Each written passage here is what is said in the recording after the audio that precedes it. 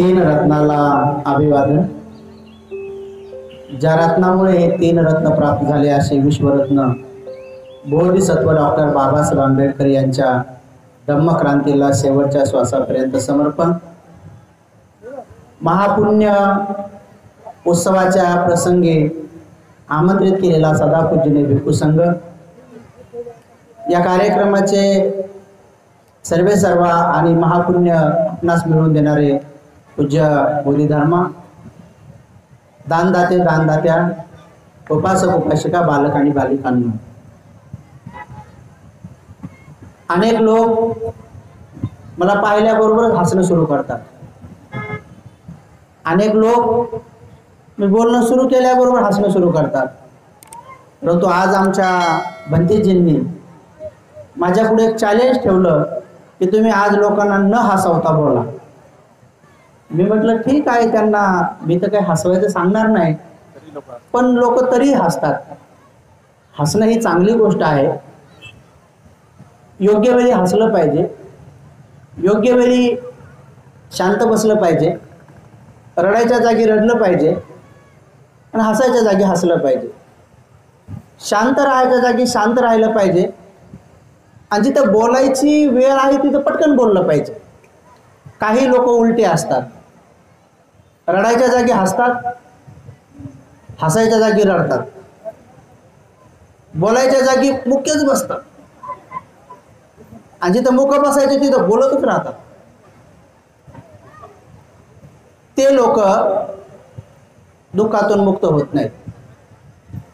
शांत बसायच्या जागी शांत बसतात, हसण्याच्या जागी स्मित हास्य करतात, रडण्याच्या ठिकाणी आक्रोशयुक्त न करता फक्त एक नयनामधून अश्रू घालतात।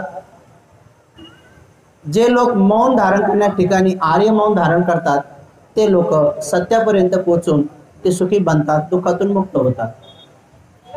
म्हणून आज जास्त उपदेश देणार नाही।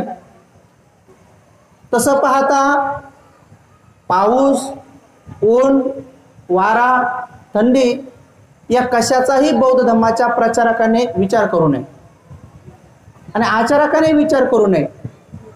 तसे आपण इथं बसलेले सगळे काही ढेकळं नाहीत की पाऊस पडला म्हणजे विरघळूनच जाऊ। म्हणजे घरचे लोक म्हणतील माय पोरगी गेली होती कुठं, गायबच झाली, विरघळूनच गेली। असं काय 2-4 भंतीच्यावर केस थोडी पडणार आहे की कोणी इथं विरघळूनच जाणार आहे 2-4 जण। पाऊस पडू द्या, आणि पाऊस पडून सुद्धा असा एक छोटासा थेंब पडतो आणि असं तरी आपण रोज आंघोळीला गेल्यानंतर मगाभर अंगावर घेतोच। आता मगाभर आणि थेंबभर किती फरक आहे, त्यात विशेष काय नाही आहे। त्यामुळं पावसाला एवढं काही घाबरायचं नसतं। पण थोडंसं औरंगाबादला महत्त्वपूर्ण काही मीटिंग आणि महत्त्वपूर्ण काही कार्यक्रम आणि भंतेजीचा उद्या वर्षावास असल्या कारणानं थोडं जास्त बोलणार नाही आणि लय कमी पण बोलणार नाही की आता ठेवला असं साधू असं पण नाही। मध्यम स्वरूपाचा उपदेश जेणेकरून आपल्याला सहज सोप्या भाषेमध्ये समजेल असा देण्याचा प्रयत्न करतो। तुम्ही थोडे एकाग्र चित्ताने ऐका। मी माझ्या डोक्यामध्ये एक वेगळा उपदेश ठेवला होता। इथं अनेक वेळेस येऊन गेलो, मी अनेक वेळेस बोललो। थोडासा वेगळा उपदेश ठेवला होता, भंतीजीने म्हटल्यामुळे थोडासा वेगळा ठेवला, भंतीजीने आणखी म्हटल्यामुळे आणखी तो चेंज झाला। असं करत करत तो आता थोडासा जो राहिलेला आहे तेवढा तुम्ही एकाग्र चित्ताने ऐका। बोधिसत्व आपल्या पारमिता कशा पूर्ण करतात? बोधिसत्व आपल्या पारमिता बुद्ध होण्यासाठी कशा पूर्ण करतात? तर 10 पारमितामध्ये कधी एखाद्या जन्मामध्ये त्यांना दान द्यावं लागतं। पृथ्वीवर जेवढ्या वस्तू उत्पन्न झालेल्या आहेत, ज्या दिल्याने हानी होणार नाही, पुढच्या व्यक्तीचा लाभ होईल, अशा सगळ्या पृथ्वीवरच्या वस्तू बोधिसत्वांना द्यावे लागतात। तेव्हा त्यांची एक साधारण दान पारमिता पूर्ण होते।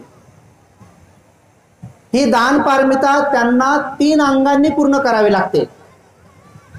मग एका जन्मामध्ये त्यांना पूर्ण पृथ्वीवरल्या लोकांच्या कल्याणाच्या वस्तू देता येत नाहीत, म्हणून त्यांना केवळ एक दान पारमिता साधारण पूर्ण करण्यासाठी अनगिनित जन्म घ्यावे लागतात।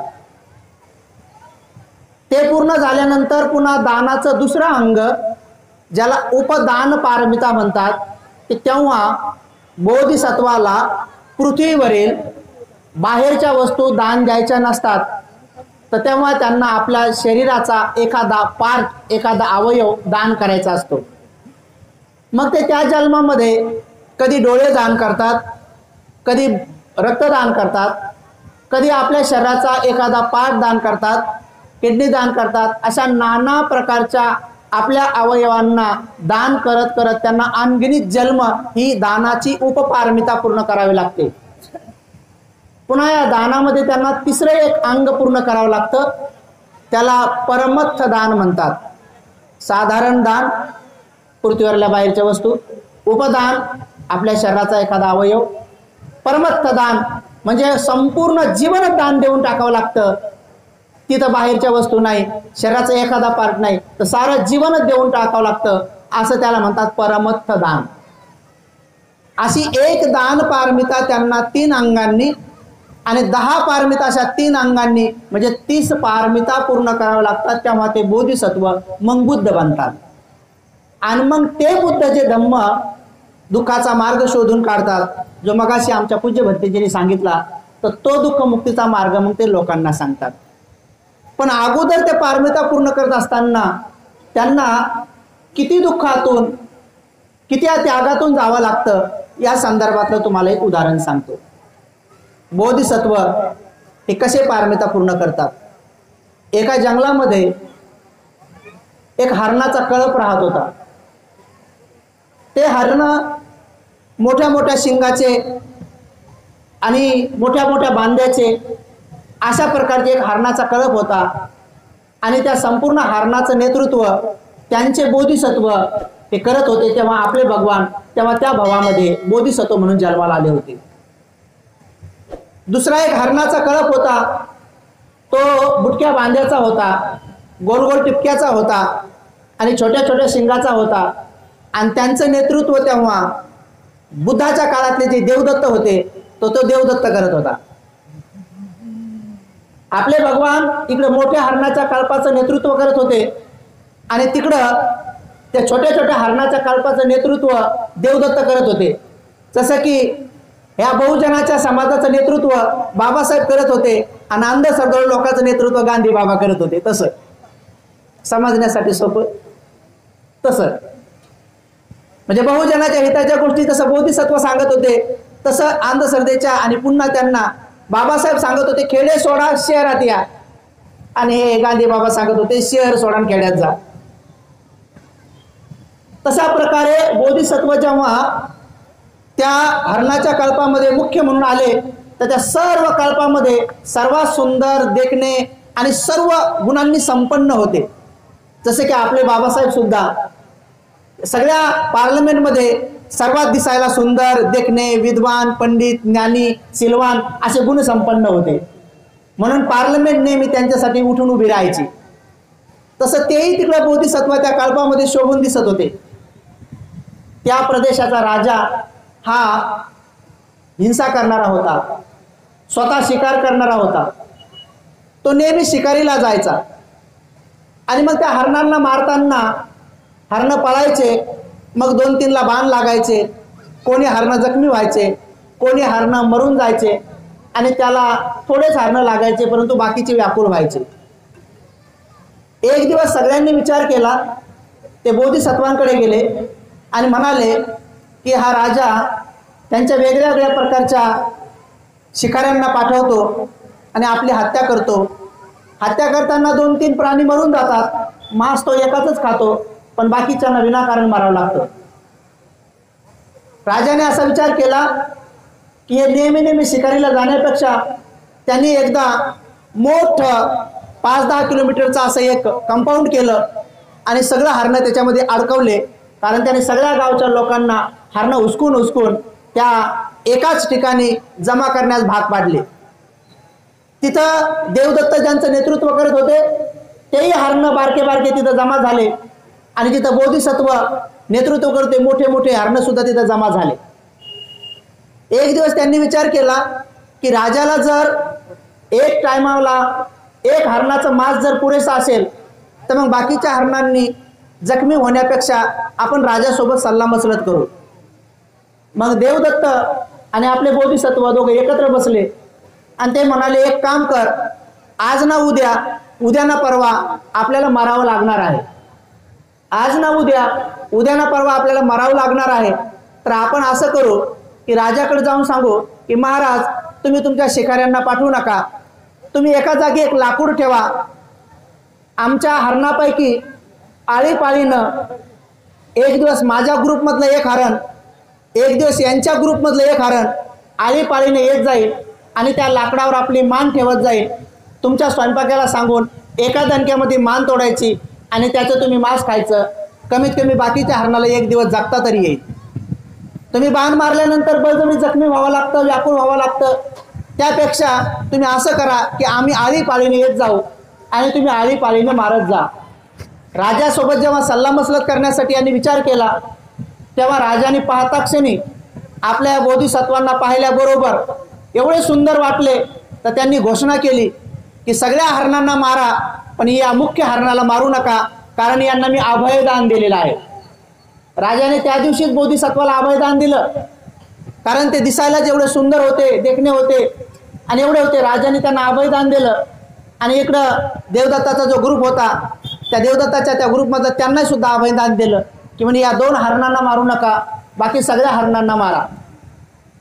असं म्हटल्यानंतर आळीपाळीनं ते बिचारे हरण, कधी देवदत्ताच्या ग्रुपमधलं एक हरण यायचं, आपलं मान टाकून बसायचं, त्यांची मान तोडल्यानंतर त्यांचं मांस तो राजा खायचा.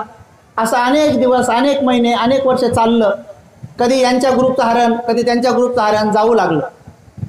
एक दिवस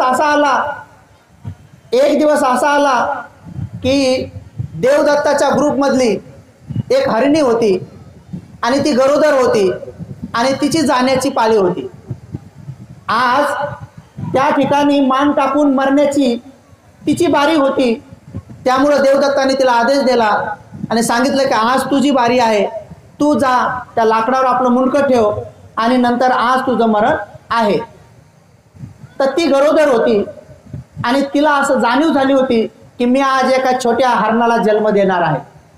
म्हणून तिला मातृप्रेम उत्पन्न झालं आणि तिनं देवदत्ताकडे विनंती केली की स्वामी, मला फक्त आजच्या दिवस माफ करा, माझ्या बदल्यामध्ये दुसरं हरण पाठवा. उद्या मी आणि माझं बाळ दोघंही आम्ही मारायला तयार होऊ, पण कमीत कमी मला आई होऊ द्या. कारण आज मी आई होणार आहे, म्हणून फक्त माझ्या बाळाला मला बघू द्या. मरण तर कधी पण आहे, पण मी बाळाला न बघता, आई न होता आणि त्या कुशीतल्या बाळाला कुशीतच मरू देता, हे मला योग्य वाटत नाही. तुम्ही स्वामी आहात, तुम्ही आमचं नेतृत्व करत आहात. मी दयावया करते की तुम्ही आजच्या दिवस माझ्या बदल्यामध्ये कोणत्यातरी हरणाला पाठवा. देवदत्त हे दुष्ट स्वभावाचे होते. ते म्हणाले की तुझी दया माया मला काही सांगू नको, तुझं ते मातृत्व मला काही सांगू नको, तुला आज जावं लागेल म्हणजे जावं लागेल, बाकी मला काही सांगू नको.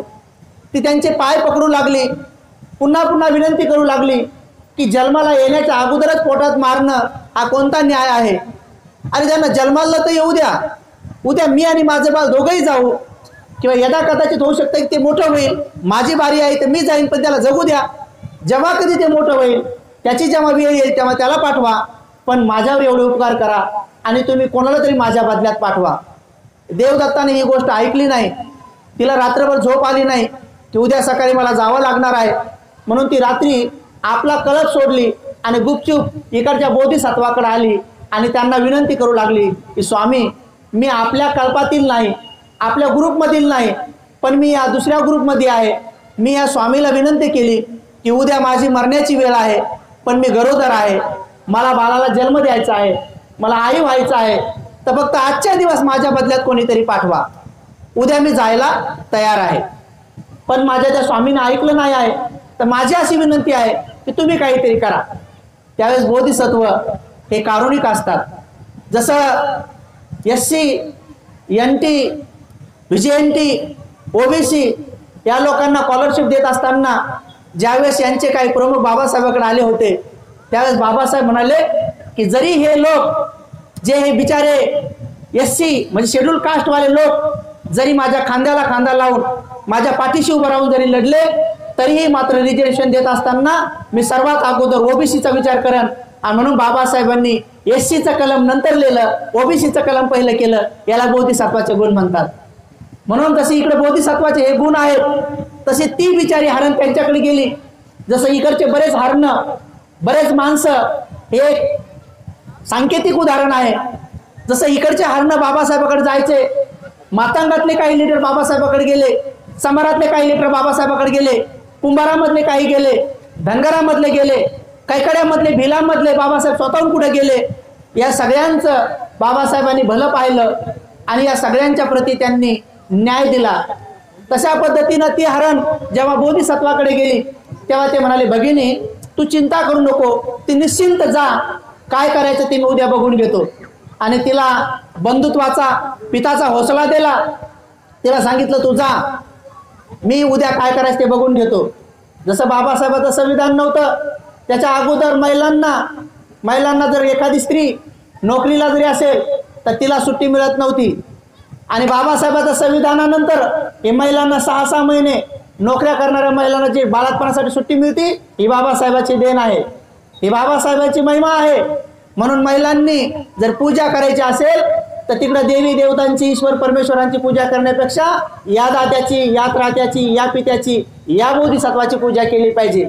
पूजा म्हणजे 22 प्रतिज्ञेचं आचरण केलं पाहिजे. त्यांच्या फोटोला मेणबत्ती अगरबत्ती नाही लावली तरी चालतंय, पण त्यांनी सांगितलेल्या 22 प्रतिज्ञापैकी 11 प्रतिज्ञा सोडून दिल्या पाहिजे, 11 प्रतिज्ञा आपल्या जीवनात उतरवल्या पाहिजे. तेव्हा आपलं मंगल झाल्याशिवाय राहणार नाही.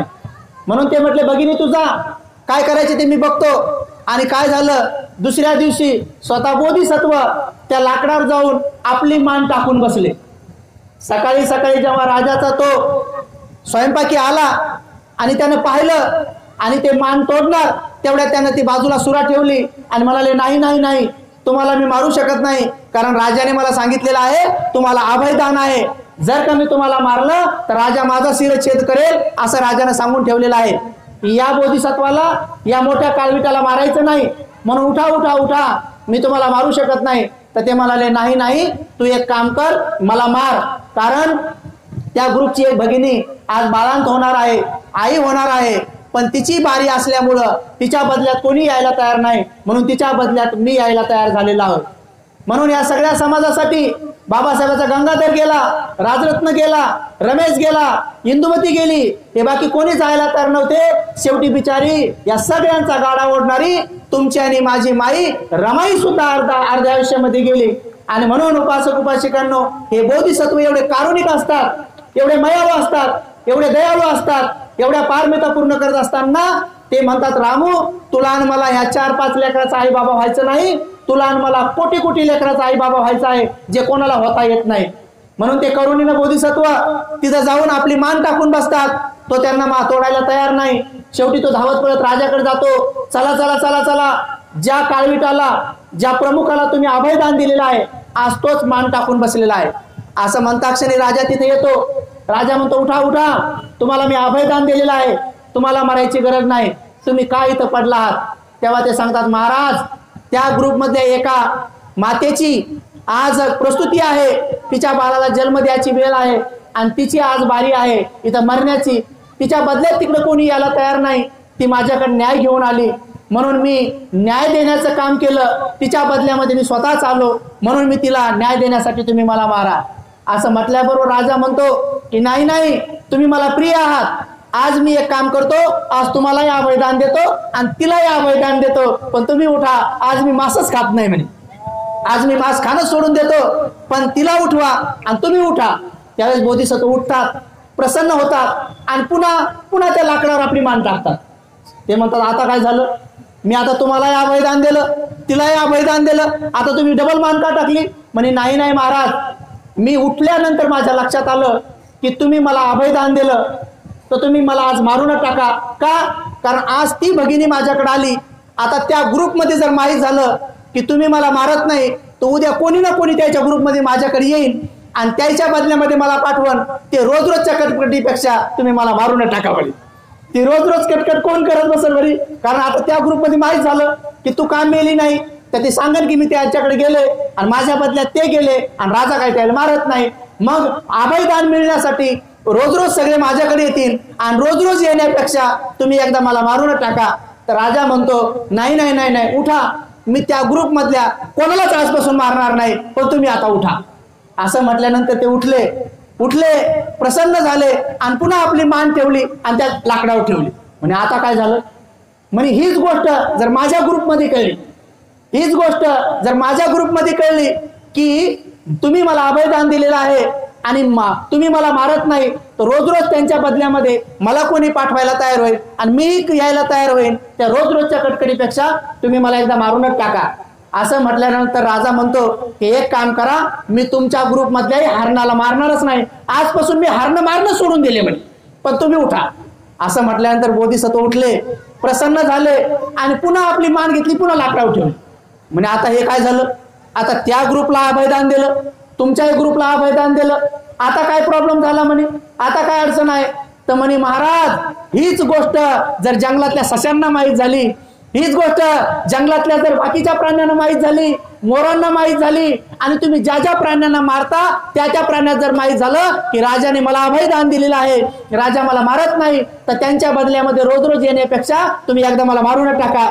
तर राजा हात जोडले, गुडघ्यावर बसला आणि म्हणे मला कळालं मी जंगलातल्या कुठल्याच प्राण्याला मारणार नाही. तेव्हा बोधिसत्व म्हणाले की म्हणा मग पाहना ती पाहता वेळ म्हणी सिक्कापदं समाधियामी. आणि म्हणून त्या बोधिसत्वांनी आपल्याच भाईदाताची नाही, आपल्याच कुळाची नाही, आपल्याच ग्रुपची नाही, तर आपल्या शत्रूच्या सुद्धा ग्रुपचं आणि सगळ्या संबंध प्राण्यांचं मंगल केलं, कल्याण केलं, त्यांना अभयदान दिलं. असं त्या बोधिसत्वांनी तेव्हा आपली पारमिता पूर्ण केली. उपासक आणि उपासिकांनो, आपले बोधिसत्व एकदा असेच एका भावामध्ये वानर भावामध्ये जन्माला आले, तेव्हा ते सगळ्यांचं नेतृत्व करत होते. एका झाडावर सुंदरसे फळं खात होते. ते फळं खात असताना एवढे सुंदर आणि एवढे गोड फळं होते, ते म्हणाले की अरे हळूवार खा, जास्त जास्त इकडे तिकडे उड्या मारू नका. आणि अशामध्ये काय झालं की एक फळ पडलं आणि ते पडून पाण्यानं वाहत गेलं. त्या दिवशी राजाचे काही सेवक त्या नदीमध्ये आपली क्रीडा करत होते. त्यांनी ते फळ पाहिलं, राजाला दाखवलं, राजानं खाल्लं. अरे एवढं गोड फळ कुठं आहे, तर म्हणे वरून वाहत आलं. मग ते सगळे पाहत गेले. तिथे गेले तर ते झाड दिसलं त्यांना, आंब्याचं फळ दिसलं. अरे इथं गोड आंबे, पण हे वानर याच्यावर बसतात. ते वानर आता हाकला, पण तेव्हा रात्र झाली होती, संध्याकाळ झाली होती. त्यांनी सांगितलं की पहारेदारांनो रात्रभर तुम्ही पहारा करा, नावा इथं ठेवा आणि या वानराला तुम्ही काय करा, मारा, की जेणेकरून हे सगळे वानर मेले तर मग ते फळं खाणार नाही आणि मला स्वादिष्ट फळं खायला मिळतील. राजा निघून गेला, पहारेदार तिथे रात्रभर थांबले आणि तेव्हा ती बोधिसत्व त्यांचं नेतृत्व करत होते. त्यांनी पाहिलं की माझे सगळे भाऊ संकटात आहेत, हे सगळे आता मरणार आहेत, मग मी काय केलं पाहिजे. तर तेव्हा त्यांनी त्यांची परमत्थ पारमिता पूर्ण केली. तेव्हा त्यांनी सगळ्याला सांगितलं तुम्ही चिंता करू नका, मी आहे, तुम्ही थोडंही भय बाळगू नका, मी आहे. बाबासाहेब म्हणायचे की अरे सगळे संकट, हे वारं वावदान, हे संकट, ऊन पाणी, अपमान, या सगळ्या गोष्टीची तमा न करता मी हा समतेचा रथ तुमच्यासाठी इथपर्यंत आणलेला आहे. तुम्ही जर पुढे नेता आला तर न्या, पण मागे जाऊ देऊ नका, जिथं आहे तिथं राहू द्या. म्हणून बाबासाहेबांनी हा लढा लढताना इथपर्यंत आणलेला आहे. तसं ते बोधिसत्व त्यांना म्हटले तुम्ही चिंता करू नका, मी आहे तोपर्यंत तुम्हाला भय बाळगण्याची गरज नाही.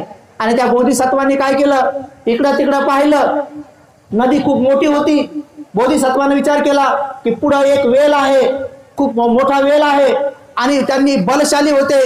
त्यांनी जोरानं अशी उडी मारली आणि त्या वेल हातात पकडला आणि पुन्हा तिथून उडी मारली आणि झाडावर डायरेक्ट उडी मारली. पण थोडासा एवढा वेल कमी पडला आणि बोधिसत्वाच्या हातात फांदीच आली. बोधिसत्वाच्या हातात फांदी आली, दोन्ही हातांनी फांदीने त्यांनी पकडलं आणि मग सांगितलं, सगळ्यांना आदेश दिला की ए भावांनो, ए बहिणींनो, आता तुम्ही लवकर माझ्या पाठीवर उडी मारा. माझ्या पाठीवर उडी मारून या वेळेला तुम्ही सगळे निघून जा आणि आपली सुरक्षा करा. तेव्हा एकही वानर त्यांच्या पाठीवर पाय द्यायला तयार नाही. नाही, तुम्ही आमच्या राजा आहात, तुम्ही आमचे प्रमुख आहात, तुम्ही आमचे बोधिसत्व आहात, तुम्ही आमचे मोठे बंधू आहात. आम्ही तुमचा अपमान करू शकत नाही, तुमच्या पाठीवर आम्ही पाय देऊ शकत नाही. आम्ही सगळे मेलो तरी चालतं, पण आम्ही असं करणार नाही. तेव्हा त्यांनी सांगितलं की माझा तुम्हाला आदेश आहे, तुम्हाला माझा आदेश पाळावा लागेल आणि तुम्ही लवकरात लवकर तुम्ही माझ्या पाठीवर पाय द्या आणि तुम्ही छलांग मारून निघून जा. पहारेदार रात्री इकडे तिकडे होते आणि त्या बिचाऱ्या बाकीच्या सगळ्यांनी आपल्या त्या प्रमुखाचा आदेश पाळला आणि एकाएकांनी त्यांच्या पाठीवर छातीवर उडी मारून, नंतर हळून उडी मारू नका कारण तुम्ही पाण्यात पडसाल, खाली पहारेदार आहेत ते तुमचा घातपात करतील, खाली मगरी आहेत, तर तुम्ही एक काम करा, जोराने छलांग माझ्या पाठीवर मारा आणि तेवढ्याच जोराने छलांग पलीकड मारा, तुम्ही पलीकडच्या काठावर जाऊ शकता. आणि खरंच एक एक वानर जोराने येऊन त्यांच्या छातीवर छलांग मारायचं, पाठीवर छलांग मारून पुन्हा इकडे जायचं. पाहता पाहता पाहता सगळे वानर हे उडून गेले आणि त्यांच्या पाठीवर छलांग मारून उड्या मारून त्यांची सगळी छाती फाटली आणि ते तिथंच मरण पावले आणि तसेच लटकून होते. जेव्हा दिवस निघला आणि सगळ्यांनी पाहिलं तेव्हा त्या पहारेदारांनी पाहिलं, अरे या प्राण्याच्या भावात येऊन सुद्धा, आपल्या प्राण्यांच्या भावात येऊन सुद्धा यांना आपल्या भावांबद्दल, आपल्या बहिणीबद्दल किती दया आहे, यांनी सगळ्यांना वाचवलं. असं म्हणून त्यांनी सन्मानपूर्वक त्यांना काढलं, एका रथात बसवलं, राजाकडे नेलं. महाराज यांनी युक्ती लढवली, आपल्या सगळ्या भावांना वाचवलं, यांचा स्वतःचा प्राण गेला पण यांनी आपल्या सगळ्या भावांना वाचवलं. तेव्हा राजांनी सोन्याने मळवलेल्या, हिऱ्यांनी मळवलेल्या रथात त्यांचं शेव ठेवलं, सन्मानपूर्वक गावभर मिरवलं आणि नंतर त्यांचा एक चैत्य बनवला की हे बोधिसत्व होते, यांनी आपल्या भावांसाठी, आपल्या बहिणींसाठी स्वतःचा प्राण दिला पण बाकीच्यांना वाचवलं. आपले बाबासाहेब एवढ्या लवकर मेले नसते, आपल्या बाबासाहेब 67 वर्षामध्येच मेले नसते, आपली रमाबाई पण एवढ्या लवकर मेली नसती, आपल्या बाबाची मुलगी इंदुमती काकात मेली नसती, राजरत्न एवढ्या लवकर मेला नसता, रमेश गंगाधर एवढ्या लवकर मेला नसता.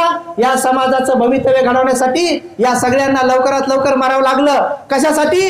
पारमिता पूर्ण करण्यासाठी.